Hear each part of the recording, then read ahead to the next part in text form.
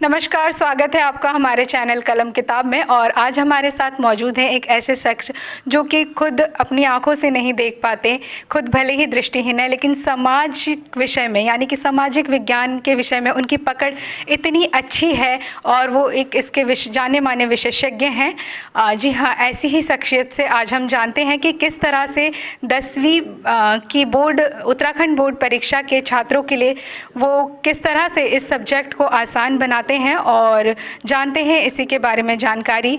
जी हाँ, मौजूद हैं हमारे साथ मिस्टर भूपेंद्र सर जी। तो स्वागत है सर आपका हमारे चैनल कलम किताब में।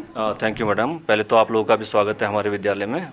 और जैसे अभी आपने मेरा परिचय दिया कि भूपेंद्र, तो मैं सामाजिक विज्ञान में हूँ यहाँ राजकीय इंटर कॉलेज में, और 6 से लेकर 10 तक के जितने बच्चे उनको पढ़ा रहा हूँ सर सामाजिक विज्ञान में।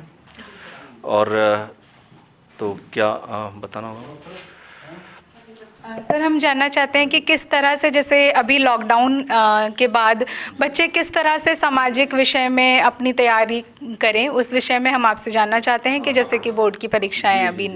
हाँ, तो मैडम जैसे अभी जानते हैं कि लगभग पूरे साल पढ़ाई बाधित रही, क्योंकि कोरोना की वजह से सिर्फ पढ़ाई नहीं बल्कि लगभग हर क्षेत्र में इसका प्रभाव पड़ा है ना। और इसका सबसे ज़्यादा अगर नुकसान किसी को हुआ तो बच्चों को हुआ, क्योंकि बच्चे जो है लगभग पूरे साल विद्यालय नहीं आ पाए।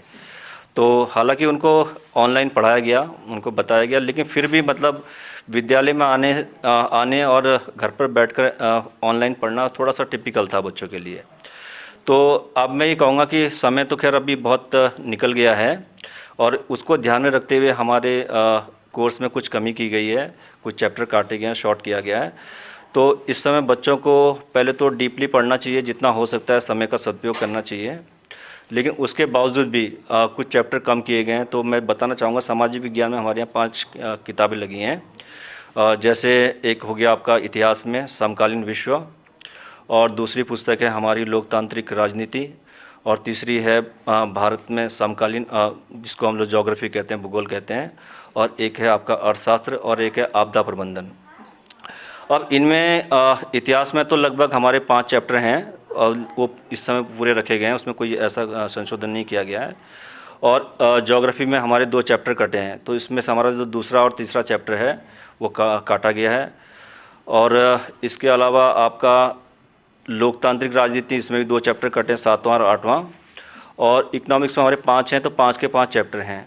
और आपदा प्रबंधन 3 चैप्टर काटे गए हैं, एक आपका पहला चैप्टर कटा है और एक आपका 7वां और 8वां कटा है।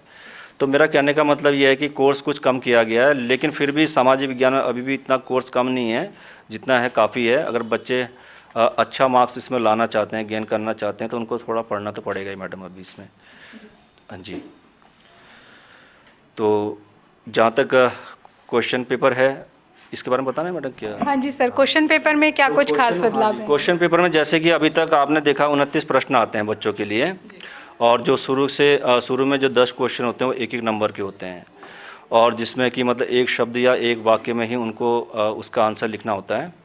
और दूसरा उसमें मेरे ख्याल से 11 से लेकर 18 तक 3 नंबर के प्रश्न होते हैं, जो थोड़ा सा सब्जेक्टिव हो जाते हैं। और इसके अलावा 19 से लेकर 28 तक ये 4-4 नंबर के होते हैं, जो थोड़ा और बड़े होते हैं, और एक मैप होता है उसमें 6 नंबर का। तो इसमें बच्चों को तैयारी करनी पड़ेगी, थोड़ा देखना पड़ेगा, क्योंकि चुनिंदा चैप्टर तो ऐसा है नहीं कि जिसमें से उसी में से आएंगे, अब सब में पढ़ना पड़ेगा बच्चों को, तो खैर शुरू से। हाँ जी। अच्छा, बच्चों को मैं एक चीज़ और थोड़ा सा इसमें कहना चाह रहा हूँ मैडम, कई बार बच्चे क्या होते हैं कि जैसे वो छोटे छोटे प्रश्न करते हैं, है ना, 1-1 नंबर का उन्होंने कर लिया, तो बच्चे सोचते हैं कि ठीक है इनको कर लेंगे, नंबर मिल जाएंगे। तो बच्चे वहाँ तो गलती क्या करते हैं वो, कि एक शब्द या एक वाक्य में अगर आंसर देना होता है, तो बच्चे क्या करते हैं 2-2 पेज में लिख देते हैं, कहते हैं हमें तो आता है। तो उसमें क्या होता है, समय भी उनका ख़राब होता है, और जो एग्जामिनर होता है उसका भी एक प्रकार से समय जाया होता है, बर्बाद होता है। तो बच्चों को यहाँ पर क्या ध्यान देना है कि उसको एक शब्द या एक वाक्य में ही उसको आंसर देना चाहिए, कि ताकि समय बचेगा उनका, और दूसरा क्या वो चेक करने वाले का भी समय बचेगा, और उनको फिर आंसर मतलब नंबर उसमें एक मिल ही जाएगा। अब उसमें क्या करते हैं 2-2 पेज के उन्होंने लिख दिए, समय बर्बाद हो गया, और साथ में जो है आपका क्या बोलते हैं नंबर उतने ही मिल रहे हैं, उसमें 1 नंबर, तो क्यों समय वो ख़राब करते हैं अपना। जी, धन्यवाद सर आपका हमसे जुड़ने के लिए। Thank you so much.